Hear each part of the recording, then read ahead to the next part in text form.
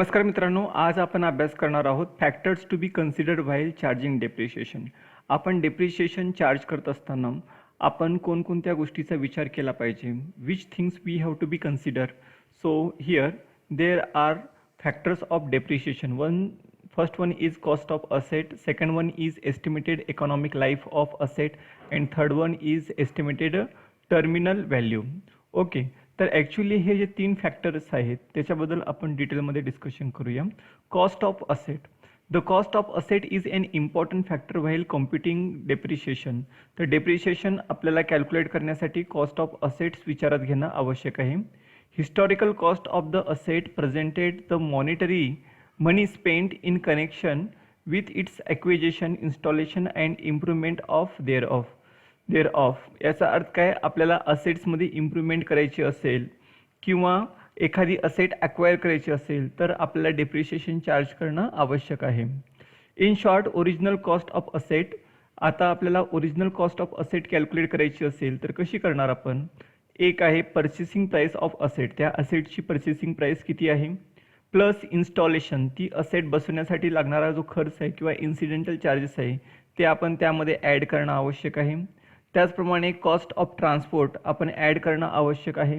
त्याचप्रमाणे transit इन्शुरन्ससुद्धा add करणं गरजेचं आहे. Custom duty, unloading charges, brokerage, wages for fixation, amounts paid for repair on second hand asset or reconditioning etcetera.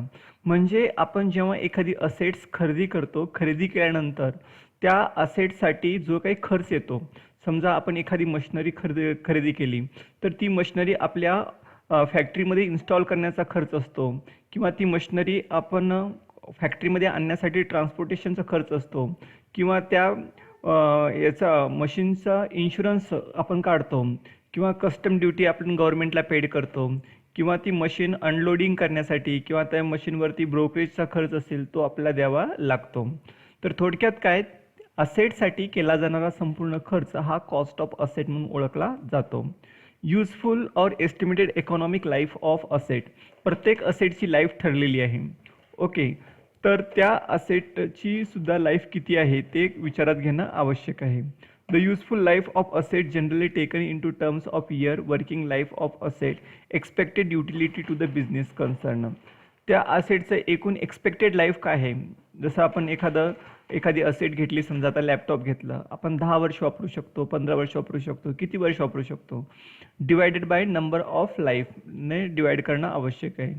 In other words it means the business asset should be use the asset till the business gets useful service from the asset and earn profit from it use. तर जोपर्यंत त्या असेट्सपासून आपल्या बिझनेसला profit होत असेल तोपर्यंत त्याची useful life आपण विचारात घेणं आवश्यक आहे. एस्टिमेटेड टर्मिनल और स्क्रॅप और रेसिड्युअल व्हॅल्यू. ॲक्च्युली जेव्हा आपण असेट विकायला जातो तर त्याचीसुद्धा स्क्रॅप व्हॅल्यू आपल्याला मिळत असते. Scrap value or realisable value, net value of asset at the end of the economic life. This value should be calculated after deducting the disposable and removal cost from the sale of value. तर तुम्हाला actual एक example देऊन या ठिकाणी सांगता येईल बघा. ते एक्झाम्पल आपण नंतर बघूच. हे एक एक्झाम्पलच्या आधारे डेप्रिशिएशन कशा प्रकारे कॅल्क्युलेट करतात ते बघूया. तत्पूर्वी आपण काय बघूया, methods of depreciation. Depreciation calculate करण्याच्या किती पद्धती आहेत. सो फॉर दिस क्लास म्हणजे यावर्षी फक्त आपल्याला 2 मेथड लर्न करायचे आहेत. एक आहे तुमची फिक्स्ड इन्स्टॉलमेंट मेथड, ज्याला आपण स्ट्रेट लाईन किंवा ओरिजिनल कॉस्ट मेथड असं म्हणतो. सेकंड आहे डिमिनिशिंग और रिड्युसिंग और return down balance method, value method. तर या 2 मेथडच आपल्याला एक्झाममध्ये विचारल्या जातात आणि ह्या बाकीच्या जे मेथड्स आहेत त्या मेथड्स आपण यावर्षी लर्न करणार नाही कारण ते एक्झामिनेशनमध्ये विचारले जाणार नाहीत. ओके, सो इथं तुम्हाला ते सांगितलेलं आहे. फिक्स्ड इन्स्टॉलमेंट और स्ट्रेट लाईन मेथड म्हणजे काय ते आपण बघूया. Under this method, depreciation is charged at a specific percentage on the original cost of the asset every year, so as to reduce the assets account to nil or its scrap value at the end of the estimated life of the assets. तर बघा, या ठिकाणी एक specific percentage असतो. प्रत्येक वर्षी आपण fixed amount आहे ना, ती अमाऊंट डेप्रिशिएशन म्हणून बाजूला काढून ठेवतो. To ascertain annual charges, this method all the necessary to divide the original value. Actually हा फॉर्म्युला आपण जर बघितला तर आपल्या सगळ्या लक्षात येईल. तर डेप्रिशिएशन पी ए म्हणजे काय, पर ॲनम. प्रत्येक वर्षी आपण डेप्रिशिएशन किती चार्ज करतो ते आपण या ठिकाणी सांगूया. ए काय, purchasing price of asset plus incidental charges बघूया. आता एक एक्झाम्पल म्हणजे या ठिकाणी दिलेलं आहे, ते एक्झाम्पल आपण समजून घ्या. Machine costing ₹15,000 purchased. आपण मशीन परचेस केलेली आहे, त्याची कॉस्ट प्राइस आहे ₹15,000 आणि प्लस इन्स्टॉलेशन चार्जेस, ती मशीन बसवण्यासाठी आपल्याला ₹3,000 खर्च आलेला आहे किंवा इन्स्टॉल करण्यासाठी. जसं आपण कॉम्प्युटर घेतला तर त्यामध्ये अनेक सॉफ्टवेअर आपल्याला इन्स्टॉल करावे लागतात, तो खर्च आपल्याला पेड करावा लागतो. जसं आता MS ऑफिस आहे, लायसन्स कॉपी घ्यायची आहे, जसं टॅली आहे, ₹19,000 त्याची किंमत आहे. तर आपण हे पेड करतो का, तर त्याचा आपल्याला वापर बिझनेसमध्ये खूप एसेन्शियल आहे म्हणून आपण ते घेत असतो. तो इन्स्टॉलेशनमध्ये आपण ते कन्सिडर करतो. Estimated life of the asset is 10 year. त्याची लाईफ किती आहे, 10 वर्ष आहे. मशीन जी घेतली ती आपण 10 वर्ष वापरू शकतो. आणि after 10 year if you are going to sell that asset, त्याची स्क्रॅप व्हॅल्यू म्हणून आपल्याला किती भेटणार आहे, 2,000. तर आपल्याला डेप्रिशिएशन काढायचं आहे. सिम्पल आहे. एकूण खर्च किती झाला, 15,000 प्लस 3,000 झाले किती तुमचे, 15 आणि 3 18,000. आणि याच्यातून स्क्रॅप व्हॅल्यू आपण 2,000 जर मायनस केली, 18,000तून 2,000 गेले, राहिले किती, 16,000. आणि 10 इयर ही आपली एस्टिमेटेड लाईफ आहे. तर मग आपण काय करतो, साधं सिम्पल डिवायडेशन करतो, आहे का नाही. तर हा 0 गेला आणि हा 0 गेला, तर मग एकूण ₹1,600 प्रत्येक वर्षी त्या असेटची व्हॅल्यू कमी होणार आहे. म्हणजे 1,600 1,600 इंटू 10 जर केला तर after 10 year we will have amount of ₹16,000. आपल्याकडे एकूण किती रुपये राहतील, ₹16,000 राहतील. आणि जेव्हा आपण ती असेट विकू तेव्हा स्क्रॅप म्हणून आपल्याला किती भेटणार आहे, हे ₹2,000 भेटणार आहेत. म्हणजे एकूण आपल्याला after 10 year we will received 18,000. आपल्याला ₹18,000 भेटतील.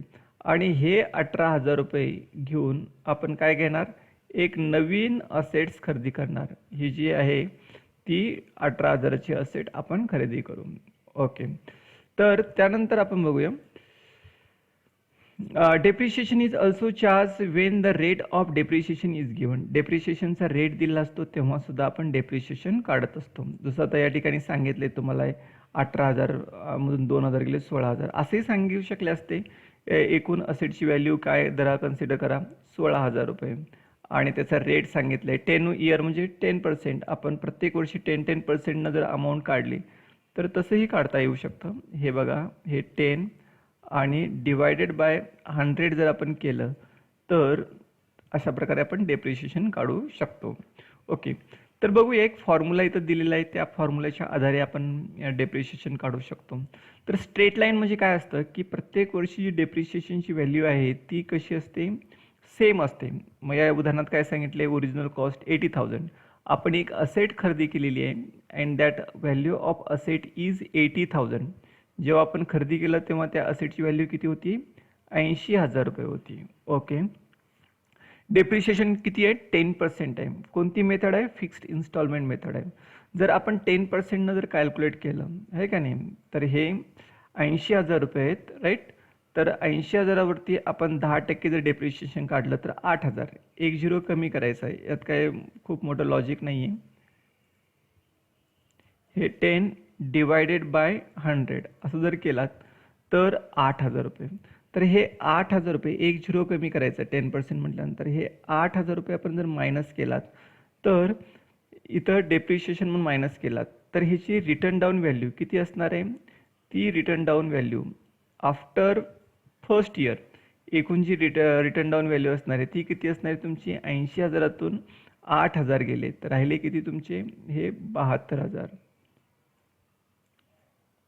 ओके. त्याच्यानंतर परत दुसऱ्या वर्षी आपण डेप्रिशिएशन चार्ज केलं, प्रत्येक वर्षी सेम असणार आहे, 10%च असणार आहे, म्हणजे किती असणार आहे, 8,000. असं प्रत्येक वर्षी आपण 8,000 आपण मायनस केलं तरी आपल्याला डेप्रिशिएशन काढता येऊ शकतं. तर बघूया ते कसं काढतात. तर बघा, मी तो तुम्हाला डायरेक्ट दाखवतोय. ओके. हाच फॉर्म्युला आहे, फक्त मी थोडासा चेंज म्हणजे सिम्पल सांगतो. कॉस्ट ऑफ असेट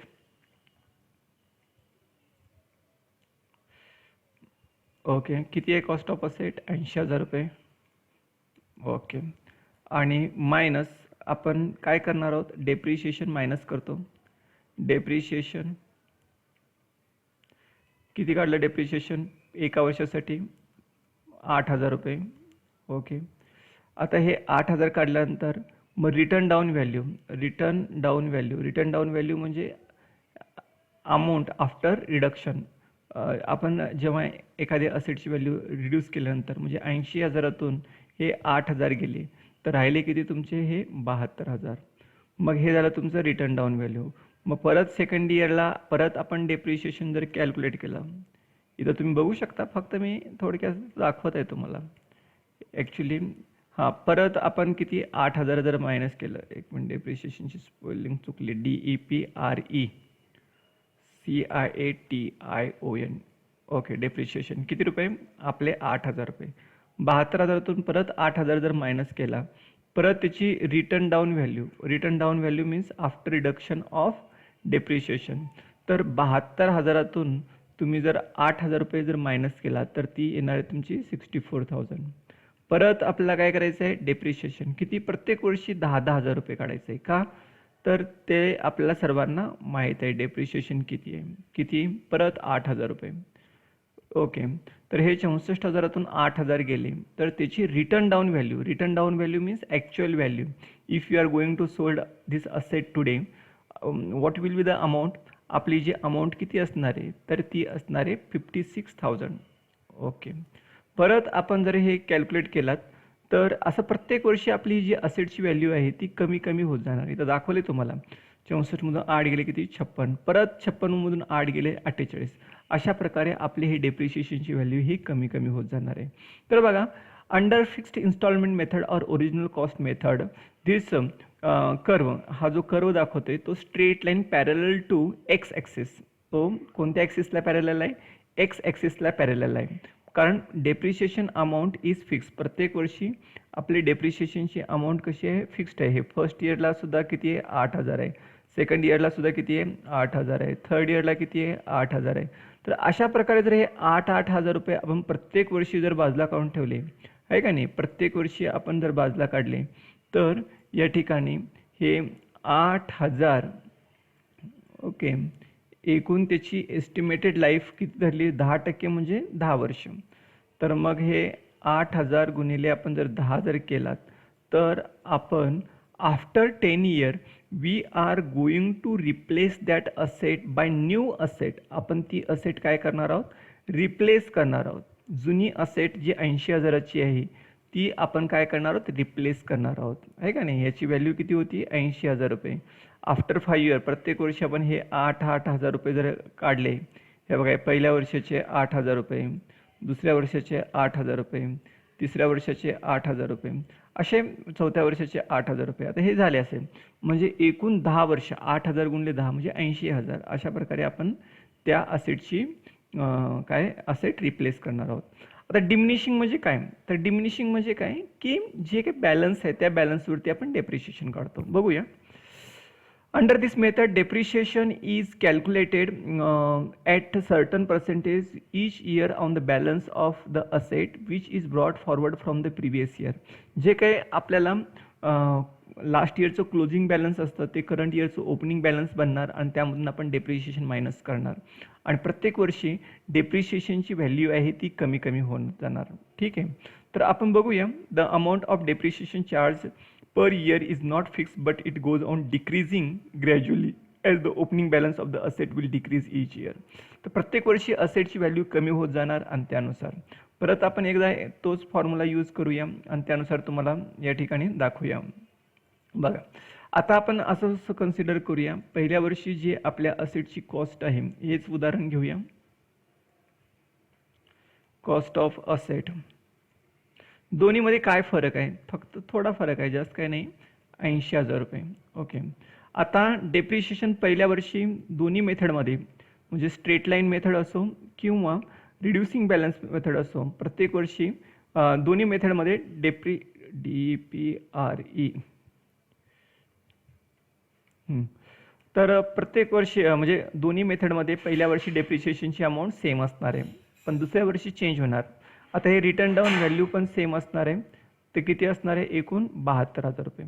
परंतु now here when we are going to calculate depreciation under written down value method, आपण रिटर्न डाऊन व्हॅल्यू मेथडने जर डेप्रिशिएशन चार्ज केलं तर ह्या 72,000वरती आपण 10% काढतो, आहे का नाही? पूर्वी आपण काय 80,000वर काढलं होतं, पण आता काय करतोय आपण?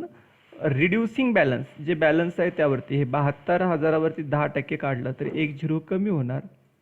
किती? 7,200. तर इथं अरे यार हे ओके. तर तर अशा प्रकारे आपण डेप्रिशिएशन इथं कॅल्क्युलेट करणार. बघूया.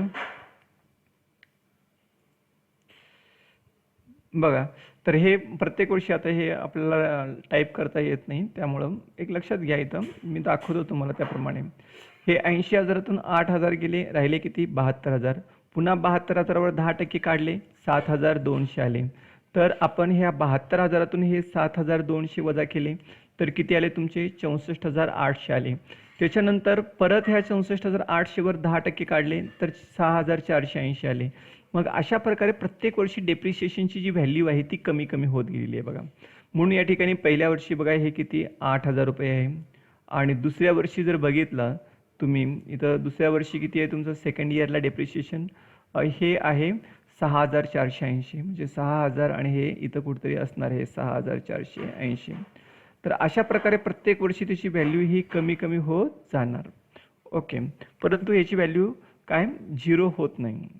तर ठीक आहे, आपण नेक्स्ट लेक्चरमध्ये बघूया difference between fixed instalment method and written down value method. Thanking you. Please like, share and subscribe our channel and press on bell icon to get latest notification about my videos. Thanking you.